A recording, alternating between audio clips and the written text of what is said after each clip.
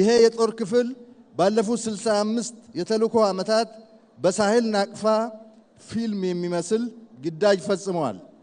በደርግ ዘመን ከሻዕቢያ ጋር በነበረ ጦርነት በርካታ አስደማሚ ግዳጆችን ተወጥተዋል።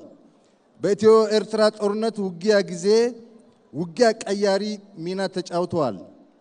ድንበር ተሻግሮ የሰላም ማስከበር ግዳጅ ጸረ አልሸባብ እና ጸረ ሙርሌ ጎሳ የህፃናት ጠለፋ ኦፕሬሽን ላይ በመሳተፍ ህፃናትን ከጠለፋ አስለቅቀዋል።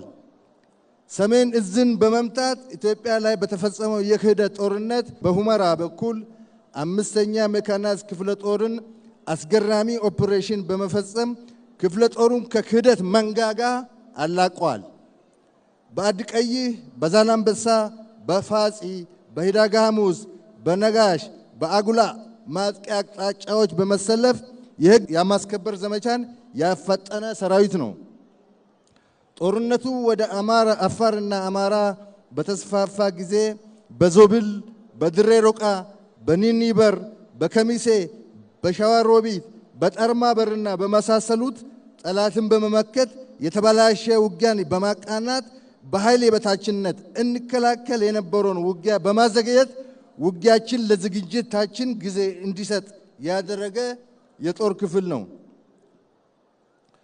ጽንፈኛ ህወሓት ከጠርማ በር ወደ ትግራይ ካፈገፈገ በኋላ መቼም ሰው ነውና ይማራል ተብሎ ሲጠበቅና ለውይይትና ንግግር ስንሰናዳ 12 አርሚ በማዘጋጀት የኃይል የበላይነት ፈጥር ያለው በማለት ሶስተኛ ዙር ጦርነት በከፈተች ጊዜ መከላከያ በነደፈው ምርጥ የውጊያ ጥበብ ለልዩ ዘመቻ ጦር ተመርጦ በተሰጠው ከባድ ግዳጅ ገዢ መሬቶችና ኮንክሪት ምሽጎች እንዲሁም የሜካናይዝድ ድብደባ ተቋቁሞ የሞት ሽረት ውጊያ በማድረግ ለጠቅላላው የሽራሮ አዲ ሀገራይ ግንባር መፈራረስ ቁልፍ ሚና የተጫወቱ የጦር ክፍሎች ናቸው።